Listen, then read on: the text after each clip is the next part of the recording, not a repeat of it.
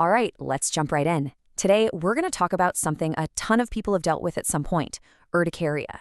You've probably heard of it by its more common name, hives. Let's get into it. I mean, you know that feeling, right?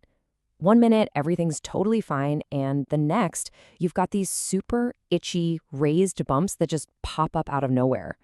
So, what's really happening when your skin does that? So, at its most basic, urticaria is a skin reaction. Those bumps are officially called wheals, and as our source material lays out, they can show up for a whole bunch of different reasons. And when I say a bunch, I mean a lot. Okay, so let's start with the more obvious stuff, right? The usual suspects. These are the triggers that come from outside your body, the things we usually blame first when we see a surprise rash. Our source material kind of breaks these external causes down into a few big nuggets. You've got your classic allergic reactions, of course. Then there are certain foods, factors in your environment like the weather, and even just simple physical touch. Let's dig into each one a little bit. And this is where it gets super interesting, because the triggers can be incredibly specific. The source actually calls out strawberries as a classic example. It's a really great reminder that these reactions are so personal. What's totally fine for one person can be a major trigger for someone else.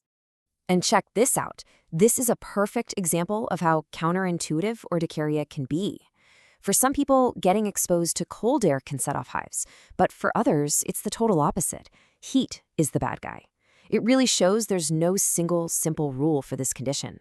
And then sometimes it's not even about something you touched or ate, but just how sensitive your skin is.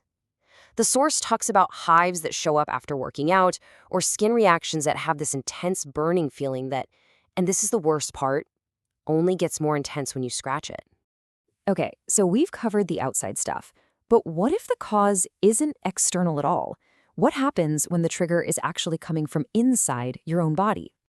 And honestly, this is where things get really fascinating. The source material shows us that hives can basically be your body sending up a flare, signaling that something else is going on deeper inside. You can see it right here. Everything from your emotional state to digestive issues or even other conditions like anemia can be the real root cause. Let's just pause on that mind-body connection for a second because it's huge.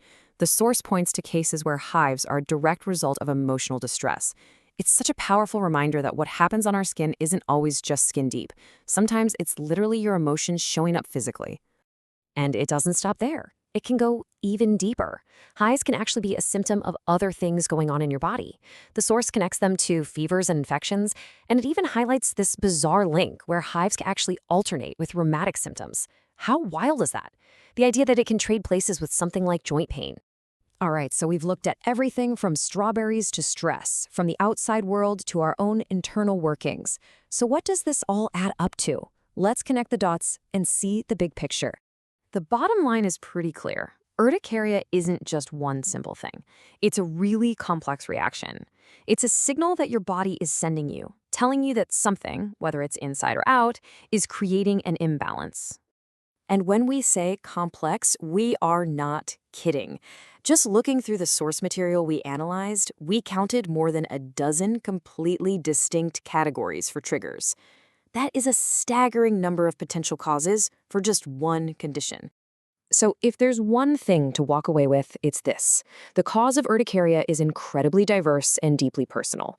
It's not a one-size-fits-all problem, not even close. It's this complicated dance between our environment, what we eat, how we feel, and our overall health. And that kind of leaves us with this one big question. Instead of just seeing hives as an irritating rash, maybe we should see them as a message from our bodies. So if your skin is telling a story, what do you think it's trying to say? Thanks for digging into this with us.